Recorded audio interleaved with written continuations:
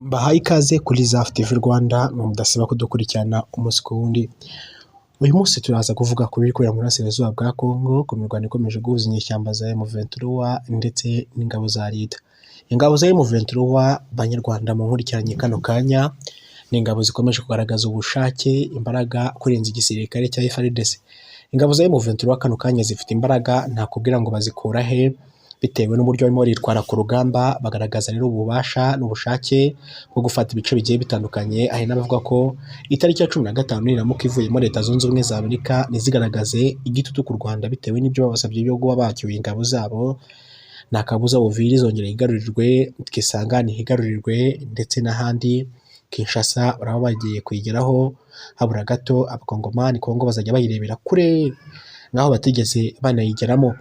Navanga imirwano ikomeje guhindura isura rero mu gihe mu burasirazuba bwa Kongo ibi bikomeje kuba bibi, mu gihe abakongomani bari ku mavi kugira ngo barebe ko ku itariki ya 15 ingabo z'u Rwanda zizahava, mu gihe abandi rero bategereje kureba niba hari icyo Leta Zunze Ubumwe za Amerika zizabikoraho mu kohereza ingabo, kohereza intwaro cyangwa se kuba bafata izindi ngamba zikakaye ku Rwanda mu gihe tariki ivuyemo, bitewe n'ukuntu Michael Rubio umunyamabanga wa Leta Zunze Ubumwe za Amerika yari yabikabirije ndetse mu kuvuganira Repubulika ya Demokarasi ya Kongo no gusaba ko ingabo z'u Rwanda zahava, kugeza n'ubwo avuze ko igihugu cy'u Rwanda aricyo kibazo gikomeye cyane mu burasirazuba bwa Kongo. Iyi ntambara rero imaze kwivangamo n'ibindi bihugu bigiye bitandukanye nka Katari wari umeze nk'aho ari umuhuza wa Kinshasa na M23, gusa nanone amakuru nuko nawe ari umwe mu baterankunga ba M23, bivuze ko nyine ni indyaryi ihimwa n'indyamirizi. Katari rero ngo yatanze n'ubufasha bwa drone zirimo nk'izitwa TBU-2 zakoreshejwe rero mu gukavaringa no gufasha M23 kuba zafata Minembwe. Murabizi neza ko imirwano yabereye Minembwe yari imirwano y'injyana muntu, hapfuye abasirikare benshi cyane ku mpande zombi, haba ku ruhande rwa FC23, ku ruhande rwa Twirwaneho, ku ruhande rwa FARDC, ku ruhande rw'Abarundi FDLR n'abandi bose bagaragaye muri iyo mirwano, n'abasivile b'inzirakarengane nawe ntibabura kubariramo. Bivuze ko habaye imirwano y'injyana muntu rero, aho n'ingabo za leta zagendaga zigarura ibice bigiye bitandukanye, bivuga ngo Minembwe Tombe FARDC irahafashe, gusa nyuma haje imbaraga umuntu atamenya ngo ni izihe, bazaraje nk'inkubi y'umuyaga ziza zisubiza inyuma ba FARDC kuzamuka kugeza bageze no muri point 0, hose barahabambura barahigarurira. Aho ngaho rero ngo hakoreshejwe ubufasha n'abacashuro b'Abafaransa ndetse n'abacashuro b'abasirikare ba Ukraine bakiri ku butaka bwa Kongo, ko banatangajwe n'Uburusiya n'ubufasha rero ngo bw'u Rwanda. Hakoreshejwe rero na drone zirimo za TB5, ingabo za Uganda. Abo bose rero nabagaragaye bari kurwana urugamba bwo gufasha ngo M23 nk'uko bitangazwa, ndetse kavuga ko ari n'abagambanyi bo mu ngabo za leta barya ruswa. Bavuga ati twebwe dufata igihugu tuzabakorera ibi mwadufashije, bakabaha n'amafaranga, bakavuga ati dore ngaya ku mafaranga aya ngaya se leta irayaguha, bakemera kugurisha igihugu cyabo, rero ibintu bikaba bibi kurushaho. Kugeza ubu ngubu rero ikintu kiri mu matwi cyangwa se ikintu gitegerejwe cyane kiri mu biganiro ni itariki ya 15. Tariki ya 15 itegerejwe na buri umwe avuga ati se itariki ya 15 bizagenda gute? Ingabo z'u Rwanda se zizaba zavuye kuri Kongo cyangwa se zizaba zigihari? Itariki ya 15 rero ni itariki itegerejwe na benshi kugira ngo bazarebe ngo niki kizagikurikiyeho, niki kizakiri kujya mbere rero kuri leta ya Kinshasa cyangwa se Leta Zunze Ubumwe za Amerika ndetse n'ubutegetsi bw'u Rwanda muri rusange. Naho ngaho rero update tugiye kuzihera rero turi babisesengura muri rusange. Mu kwezi kwa gatandatu rero itangira ryako, umunyamabanga wa Leta Zunze Ubumwe za Amerika Michael Rubio ubwo mu biganiro n'abanyamakuru yavuze ko Kongere ya Leta Zunze Ubumwe za Amerika bicaye ndavuga nyine muri Washington DC, muri White House, bavuga ko bagiye guha ukwezi kumwe, kwari ukwezi kumwe icyo gihe ingabo z'u Rwanda, ariko urufuso ukwezi kumwe gukura narenga. Urumva yabivuze ku itariki enye z'ukwezi kwa gatandatu, kwezi kwarangiye ku itariki enye z'ukwezi kwa gatandatu, ahubwo no kwezi kurengaho iyi minsi igera kuri 11, ubwo ni iminsi 41 yaramaze kuba. Yavuze ko muri iyo minsi rero 41 ingabo z'u Rwanda zigomba kuba zamaze kuva ku butaka bwa Kongo uhereye igihe iryo tangazo yamaze kuritangaza.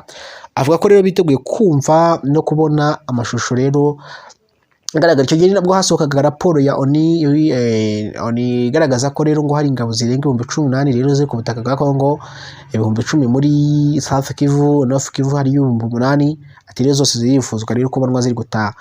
Umunyamabanga wa Leta Zunze Ubumwe za Amerika kandi abajwe n'umunyamakuru avuga ati se kuba bariyo ubu ngubu ni banagaragaza ko batashye bakagoma, ati tuzabimenya ibyo bakora byose tuzabimenya rero. Ni ukuvuga ngo rero ingabo z'u Rwanda rero zitegereje gutaha ku itariki ya 15. Nyuma yaho rero ubwo ari i Londres mu Bwongereza nabwo hakurikirwaga n'ibihano byo gufatira Gasabo Gold ibihano n'abayobozi bayo baje aba Kalima ba Bosco Kayabotsi n'abandi nk'abo bafata ibihano n'imitungo yabo bigafatirwa cyangwa bafata ibihano na Ofoka, ikigo cyaba gishinzwe gukontorora ndetse imitungo y'abanyamahanga, kubifatira ibihano nyine bitewe n'impamvu runaka no kuba rero bashyigikira inyeshyamba z'M23 no gutunganya amabuye y'agaciro na zahabu zisahurwa muri Kongo nk'uko bitangazwa nabo.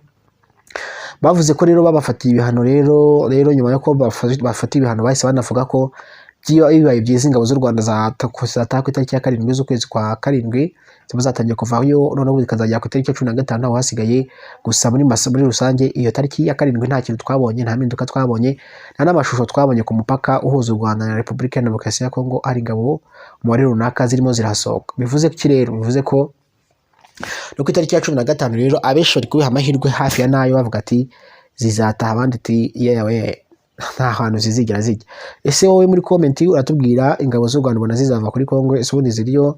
U Rwanda rwakunze kuvuga ko ubwirinzi rwashizeho mu kurinda aba FDLR ko bakwambukiranya imipaka akaza kwica abanyarwanda, gusoza umugambi wa jenoside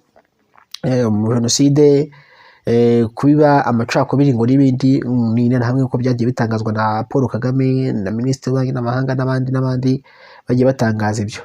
Mu gihe Leta Zunze Ubumwe za Amerika zo zivuga ati ikibazo cya FDLR, ikibazo cya M23 ni ikibazo kigomba gukemurwa ariko ubusugire bwa Repubulika ya Demokarasi ya Kongo buri free bwigenga, nta wundi muntu wohereje umusirikare kuko ibyo ngibyo birenze ku mahame mpuzamahanga ibintu u Rwanda rwakoze. Rero kugeza ubu rero ntaho uramenya rero ngo nicyo bari gutegura haba ku Rwanda, haba kuri M23, haba ku ruhande rwa Leta cyangwa se Leta Zunze Ubumwe za Amerika.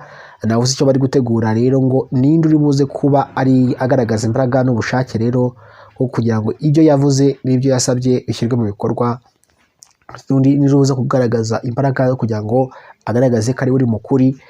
Ese aya mabuye y'agaciro akomeje kwibwa ngajyanwa muri za Katari n'ahandi yo biraza kugenda gute? Katari iraza kugumya imeze nk'umwunzi cyangwa se nk'umuhuza kandi aricyo gisambo gikuru nk'uko bivugwa. Bikaba byose tugumye tubihanga amaso. Rero Washington DC rero nayo ikutezwaho amaso kugira ngo barebe ngo ni iki gitutu cyangwa se niki zatangaza ku munsi w'ejo azari ku wa 3. Uwo munsi rero nanjye umunsi wose amasaha 24 ku yandi negereje kureba ngo niki u Rwanda ruzakora, niki M23 izakora kuri iyo tariki bababwiyeho ya 15. Nansi bikiye kino kiganiro cy'uyu munsi wa none, nyagasana akomeze kubaha ibyo kurya amafaranga n'ubuzima mwumvaga nitwa yitwa Zaf TV, kandi subscribe kandi ukunzogera bizajya bigufasha kubona amakuru y'ibiganiro byacu bya buri munsi tugutegurira.